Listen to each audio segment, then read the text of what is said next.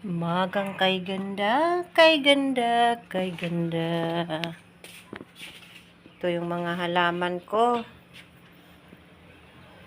Hindi pa sila naayos.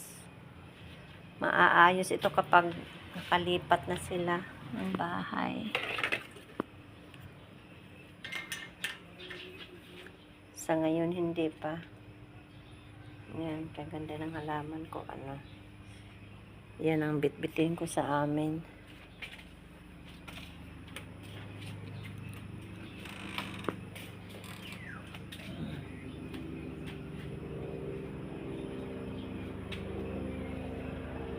Halaman na may buhay. Mas gusto ko yung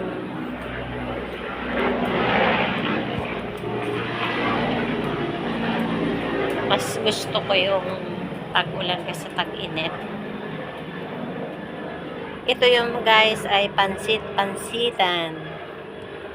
Gamot ito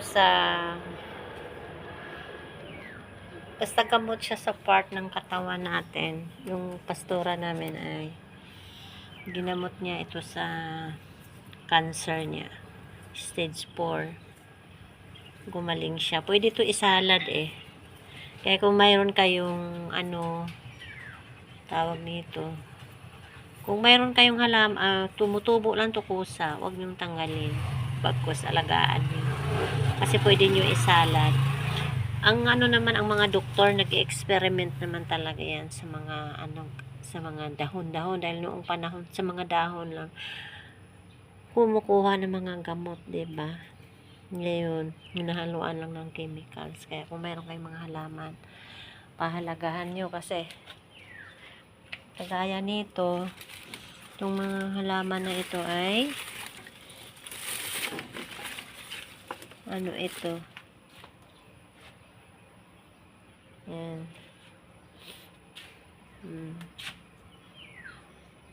Nalalanta na siya. Itong halaman na to ay mahal.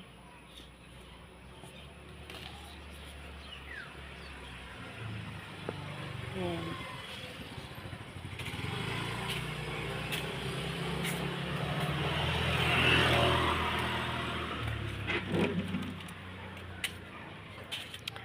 Yan, kapag tayo ng mga garbage, kailangan bukod yung nabubulok, bukod yung hindi nabubulok.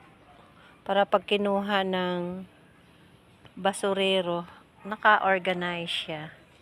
Alam nila kung saan itatapon. So, kailangan mayroon din tayong ganitong lagayan para talagang malinis at safe siya lagi. Yan, kung wala namang ganun, pwede sa sako. Kasi itong mga cartons, yan, nagagamit yan.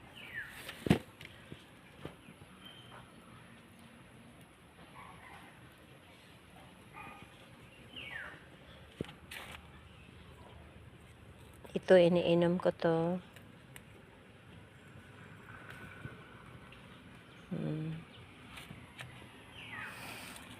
Gamot ito.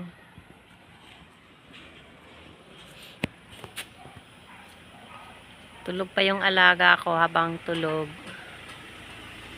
Nag-view muna.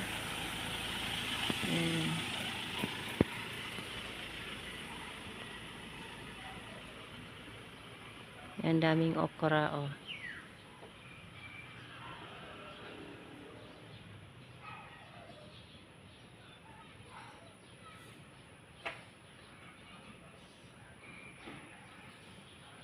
Sobrang nang init ang panahon.